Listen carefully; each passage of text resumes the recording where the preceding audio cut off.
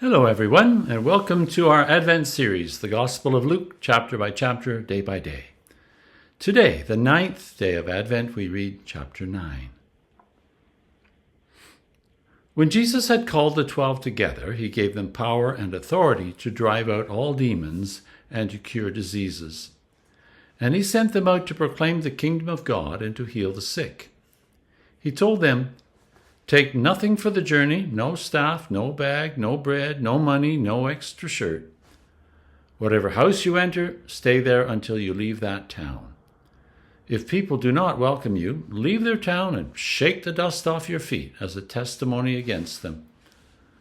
So they set out and went from village to village, proclaiming the good news and healing people everywhere. Now Herod the Tetrarch heard about all that was going on, and he was perplexed because some were saying that John had been raised from the dead, others that Elijah had appeared, and still others that one of the prophets of long ago had come back to life. But Herod said, "I beheaded John. Who then is this that I hear such things about?" And he tried to see him. When the apostles returned, they reported to Jesus what they had done. Then he took them with him, and they withdrew by themselves to a town called Bethsaida. But the crowds learned about it and followed him. He welcomed them and spoke to them about the kingdom of God and healed those who needed healing.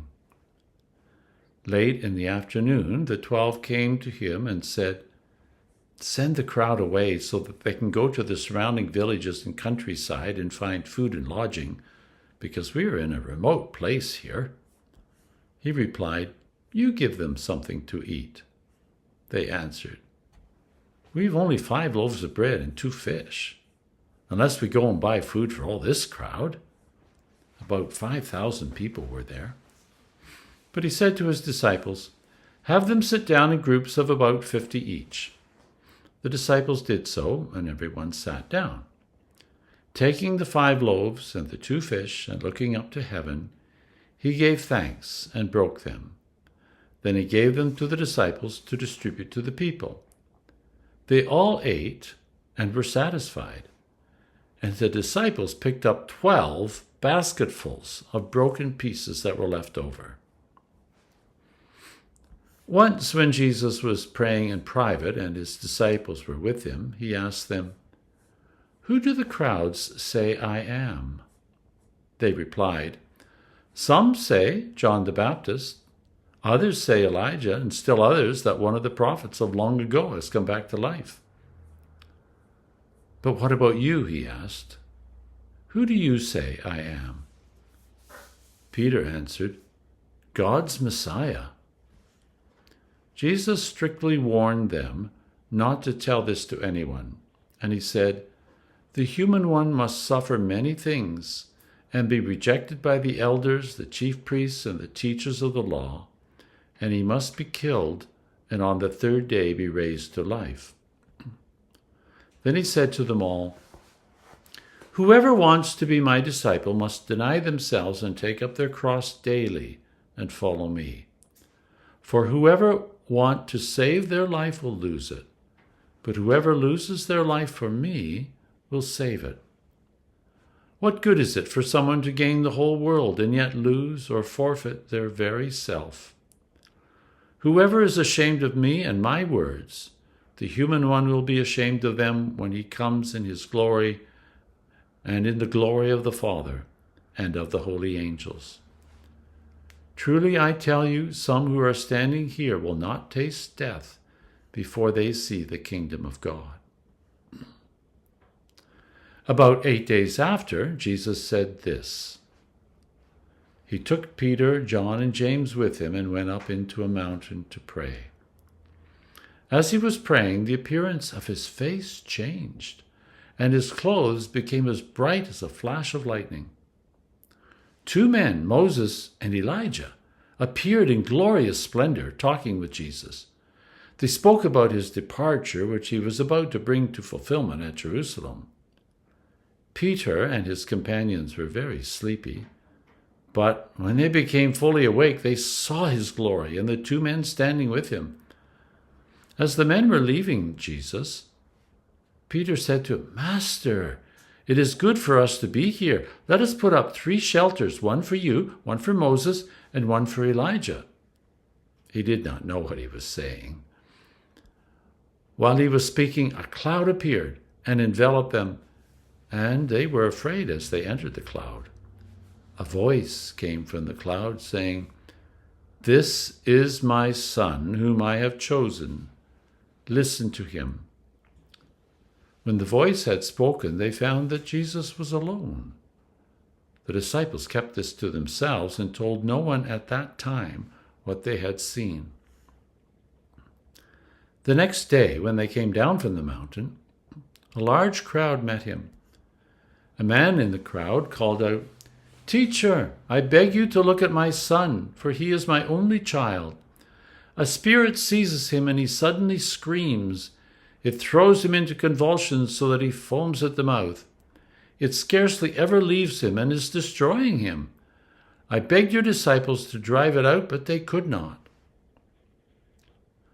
"O unbelieving and perverse generation," Jesus replied, "how long shall I stay with you and put up with you? Bring your son here." Even while the boy was coming, the demon threw him to the ground in a convulsion. But Jesus rebuked the evil spirit, healed the boy, and gave him back to his father. And they were all amazed at the greatness of God. While everyone was marveling at all that Jesus did, he said to his disciples, "Listen carefully to what I am about to tell you. The human one is going to be delivered into the hands of men." But they did not understand what this meant. It was hidden from them, so that they did not grasp it, and they were afraid to ask him about it. An argument started among the disciples as to which of them would be the greatest. Jesus, knowing their thoughts, took a little child and had him stand beside him. Then he said to them, "Whoever welcomes this little child in my name welcomes me, and whoever welcomes me welcomes the one who sent me. For it is the one who is least among you who is the greatest." "Master," said John, "we saw someone driving out demons in your name, and we tried to stop him, because he's not one of us." "Do not stop him," Jesus said, "for whoever is not against you is for you." As the time approached for Jesus to be taken up to heaven, Jesus resolutely set out for Jerusalem. And he sent messengers on ahead, who went into a Samaritan village to get things ready for him. But the people there did not welcome him, because he was heading for Jerusalem. When the disciples James and John saw this, they asked, "Lord, do you want us to call fire down from heaven to destroy them?" But Jesus turned and rebuked them, and they went to another village. As they were walking along the road, a man said to him, "I will follow you wherever you go." Jesus replied, "Foxes have holes and birds of the air have nests, but the human one has no place to lay his head." He said to another man, "Follow me." But the man replied, "Lord, first let me go and bury my father." Jesus said to him, "Let the dead bury their own dead, but you go and proclaim the kingdom of God." Still another said, "I will follow you, Lord, but first let me go back and say goodbye to my family." Jesus replied, "No one who puts a hand to the plow and looks back is fit for service in the kingdom of God." I hope you find the reading a blessing. And join us again tomorrow as we look at the next chapter in our series. Tomorrow, the 10th day of Advent, will be chapter 10. Bye for now.